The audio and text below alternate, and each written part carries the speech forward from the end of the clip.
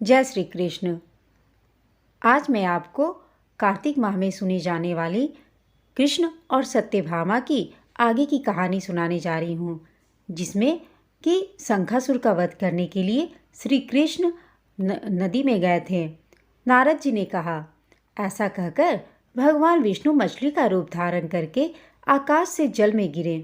उस समय विंध्याचल पर्वत पर तप कर रहे महर्षि कश्यप अपनी अंजलि में जल लेकर खड़े थे। भगवान उनकी अंजलि में जा गिरे। महर्षि कश्यप ने दया करके उसे अपने कमंडल में रख लिया। मछली के थोड़ा बड़ा होने पर महर्षि कश्यप ने उसे कुएं में डाल दिया। जब वह मछली कुएं में भी न समा सकी तो उन्होंने उसे तालाब में डाल दिया।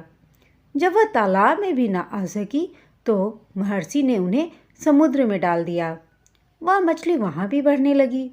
फिर मत्स्य रूपी भगवान विष्णु ने इस शंखासुर का वध किया और शंखासुर को हाथ में लेकर बद्रीवन में आ गए।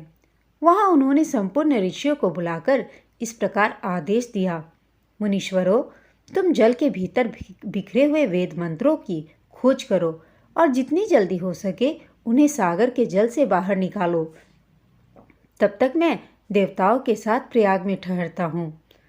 तब उन तपोबल संपन्न महर्षियों ने यज्ञ और बीजों सहित संपूर्ण वेद मंत्रों का उद्धार किया। उनमें से जितने मंत्र जिस ऋषि ने उपलब्ध किए वही उन बीज मंत्रों का उस दिन से ऋषि माना जाने लगा। तदंतर सब ऋषि एकत्र होकर प्रयाग में गए। वहाँ उन्होंने ब्रह्मा जी सहित भगवान विष्णु को उपलब्ध हुए सभी वेद मंत्र समर्पित कर दिए। सब वेदों को पाकर ब्रह्मा जी बहुत प्रसन्न हुए। उन्होंने देवताओं और ऋषियों के साथ प्रयाग में अश्वमेध यज्ञ किया।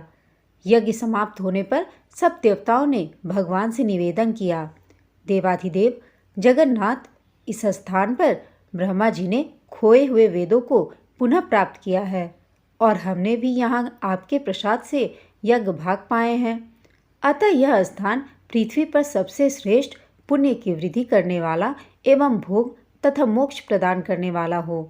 साथ ही यह समय भी महापुण्यम और ब्रह्म घाती आदि महापापियों की भी शुद्धि करने वाला हो तथा तय स्थान यहाँ दिए हुए दान को अक्षय बना देने वाला भी हो, यह वर दीजिए। भगवान विष्णु बोले, देवताओं, तुमने जो कुछ कहा है वह मुझे स्वीकार है। तुम्हारी इच्छा पूर्ण हो। आज से यह स्थान ब्रह्म क्षेत्र के नाम से प्रसिद्ध होगा। सूर्यवंश में उत्पन्न राजा भागीरथ यहाँ गंगा को ले आएंगे और वह यहाँ सूर्य कन्या यमुना से मिलेगी। ब्रह्मा जी और तुम सब देवता मेरे साथ यहाँ निवास करो। आज से यह तीर्थ राज के नाम से विख्यात होगा। तीर्थराज के दर्शन से तत्काल सब पाप नष्ट हो जाएंगे। जब सूर्य मकर राशि में स्थित होंगे उस समय यहाँ स्नान करने वाले मनुष्यों के सब पापों का यह तीर्थ नाश करेगा। यह काल भी मनुष्यों के लिए सदा महान पुण्य फल देने वाला होगा। माघ में सूर्य के मकर राशि में स्थित होने पर यहाँ स्नान करने से सालोक के आदि फल प्राप्त होंगे। देवाधिदेव भगवान विष्णु देवताओं से ऐसा कहकर ब्रह्मा जी के साथ वहीं अंतर्ध्यान हो गए। तत्पश्चात इंद्रादि देवता भी अपने अंश से प्रयाग में रहते हुए वहाँ से अंतर्ध्यान हो गए। जो मनुष्य कार्तिक में तुलसी जी की जड़ के समीप श्रीहरि का पूजन करता है वह इस लोक में संपूर्ण भोगों का उपभोग करके अंत में वैकुंठ धाम जाता है। जय श्री कृष्ण। अब मैं आपको कार्तिक मास में सुनी जाने वाली एक और पौराणिक कथा सुनाने जा रही हूँ। एक बुढ़िया माई थी जो चातुर्मास में पुष्कर स्नान किया करती थी। उसका एक बेटा और बहू थे। सास ने बहू को फलहार बनाने को कहा ताकि वो पुष्कर जा सके, तो बहू ने खाली टिफिन ही सास की झोली में रख दिया।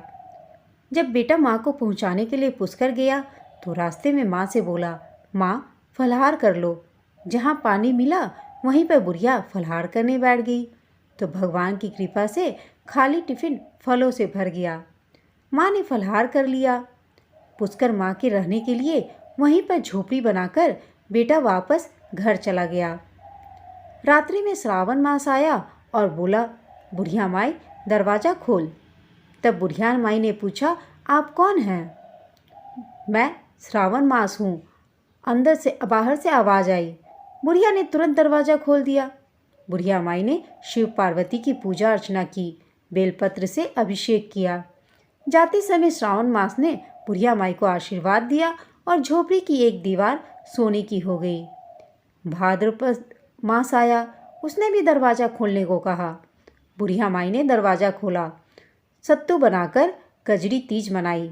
भाद्रपद मास ने बुढ़िया माई को आशीर्वाद दिया और झोपड़ी की दूसरी दीवार भी सोने की हो गई। फिर आश्विन मास आया और उसने भी बुढ़िया माई को दरवाज़ा खोलने को कहा। बुढ़िया माई ने दरवाज़ा खोला, पितरों का तर्पण कर ब्राह्मण भोज कराकर श्राद्ध किया। नवरात्रि में माँ दुर्गा को अखंड ज्योति जलाकर प्रसन्न किया। सत्य की विजय दिवस के रूप में बुराई का अंत की खुशियों में दशहरा मनाया। आश्विन मास ने जाते समय प्रसन्न होकर तीसरी दीवार भी बहुमूल्य रत्नों से जड़ित कर दी और बुढ़िया माई को सदैव प्रसन्न रहने का आशीर्वाद दिया। इन सब के बाद कार्तिक मास आया। फिर उसने भी बुढ़िया माई का दरवाज़ा खोलने को कहा। बुढ़िया माई ने दरवाज़ा खोला, अति प्रसन्न मन में से कार्तिक स्नान किया, दीपदान कर दिवाली, गोवर्धन पूजा, भैया दूज, गोपाष्टमी, आंवला नवमी मनाई। कार्तिक मास ने जाते समय आशीर्वाद दिया और झोपड़ी के स्थान पर महल बन गया। बुढ़िया माई गरीबों की सेवा कर भजन कीर्तन में अपना समय व्यतीत करने लगी। बेटा अपनी माँ को लेने आया जब तो माँ और झोपड़ी को पहचान ही न सका, तो बेटे ने पड़ोसियों से पूछा। उन्होंने बताया तो बेटा माँ के चरणों में गिरकर बोला, माँ अब घर चलो। सारे सामान के साथ बुढ़िया माई घर आ गई अपने बेटे के साथ। इधर घर पे सासू माँ के ठाठ देखकर बहू के मन में भी लालच आया और उसने अपनी माँ को भी पुष्कर छोड़ने को अपने पति को कहा। तो उसके पति अपनी सास को भी पुष्कर छोड़ आया, परंतु बहू की माँ की धर्म कर्म में बिल्कुल रुचि नहीं थी। वह 4 समय भोजन करती और दिन भर सोती। चारों मास आए और चले गए। जाते समय झोपड़ी गिर गई और बहू की माँ गधी की योनि में चली गई, क्योंकि औरत लक्ष्मी का रूप है और लक्ष्मी की तरह चंचल होना चाहिए। भगवान की पूजा और अतिथि का सम्मान और दान पुण्य करते रहना चाहिए। बहू ने कहा अपने पति को कि जाओ मेरी माँ को वापस ले आओ। जब जवाई सास को लेने गया तो वह कहीं नहीं मिली। लोगों से पूछने पर लोगों ने बताया कि तेरी सास धर्म कर्म कुछ करती ही नहीं थी, खाली खाती थी और सोती थी, जिससे वह गधी योनि में चली गई। जवाई गधी योनि सास को बांध कर घर ले आया तो उसकी पत्नी ने पूछा, मेरी माँ कहाँ है?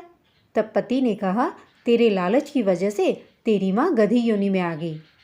बड़े बड़े विद्वानों, ब्राह्मण, ऋषि मुनियों से पूछने पर उन्होंने बताया कि तेरी सास के स्नान के पानी से अगर इसे स्नान कराएगी तो ये वापस मनुष्य योनि में आ जाएगी।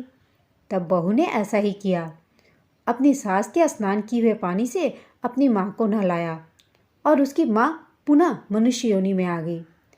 हे राधा दामोदर, भगवान जैसे बुढ़िया माई को दिया वैसे ही सबको देना। वीडियो अच्छी लगी हो तो इसे लाइक, शेयर और चैनल को सब्सक्राइब अवश्य कीजिएगा। आप सबका धन्यवाद।